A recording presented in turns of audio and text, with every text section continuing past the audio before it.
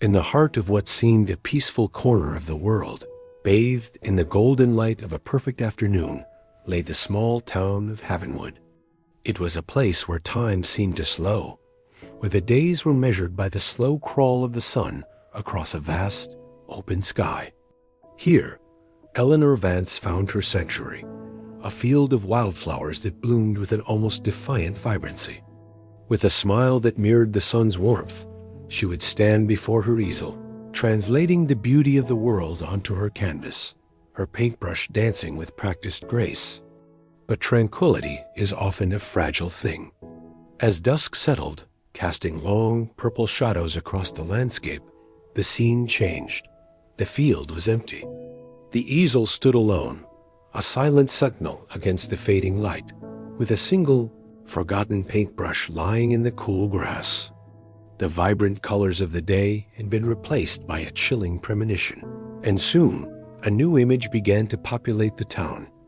A stark flyer stapled to a telephone pole, bearing Eleanor's smiling face above a single jarring word. Missing. The weight of Havenwood's shattered peace fell squarely on the shoulders of Sheriff Brody.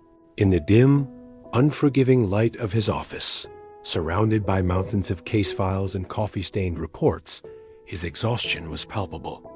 He was a man chasing a ghost, and the hunt was taking its toll. A large map of the town and its sprawling, wild surroundings was pinned to his wall, a constellation of red pins marking every inch of ground that had been searched and researched. The map was a testament to his desperation, a visual record of his failure to find a single, concrete lead. He could still see the determined, yet weary faces of the search parties as they combed through the dense, whispering woods and patrolled the quiet, indifferent banks of the river. He replayed his conversations with the townsfolk, their hushed whispers and nervous, darting glances offering more suspicion than substance. In Havenwood, secrets were currency, and no one seemed willing to spend them, not even to find one of their own. Every "I didn't see anything" felt like a lie. Every averted gaze a confirmation that something sinister was being deliberately concealed beneath the town's idyllic veneer. Just as the trail seemed to go cold, a series of unsettling clues emerged from the shadows, each one adding a new layer of complexity to the baffling puzzle. Inside Eleanor's abandoned studio, tucked away in a half-finished sketchbook, investigators found a cryptic note. It was not a letter, but a single, strange symbol drawn in heavy charcoal, a symbol no one in Havenwood recognized, an arcane mark that felt both ancient and menacing. Then, a breakthrough, or so it seemed.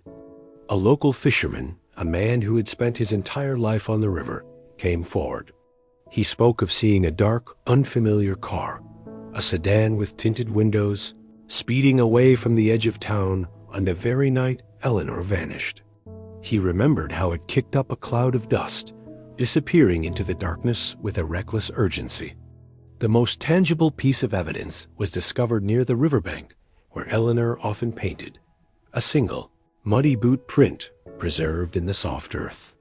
It was deep, heavy, and far too large to have been made by Eleanor Vance. It was the footprint of a predator.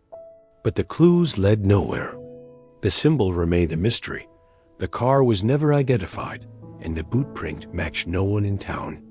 As days bled into weeks, and weeks into months, the seasons in Havenwood turned with a relentless indifference.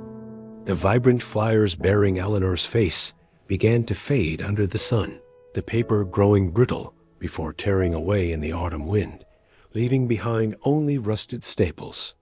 The search parties were called off, the whispers grew quieter, and the case was eventually relegated to a dusty file cabinet labeled cold. Years later, a retired Sheriff Brody, now older and grayer, would often find himself staring out his window, his gaze fixed on the town that still held its secrets so tightly. The unsolved disappearance of Eleanor Vance was a ghost that never left him, a constant nagging reminder of his one great failure. And in a forgotten corner of the old evidence locker sat Eleanor's last, unfinished painting. It depicted the beautiful sun-drenched field she loved, But in the distance, a dark, ominous storm cloud was gathering, a haunting and prophetic metaphor for a fate that remained unknown, lost somewhere in the shadows of Havenwood.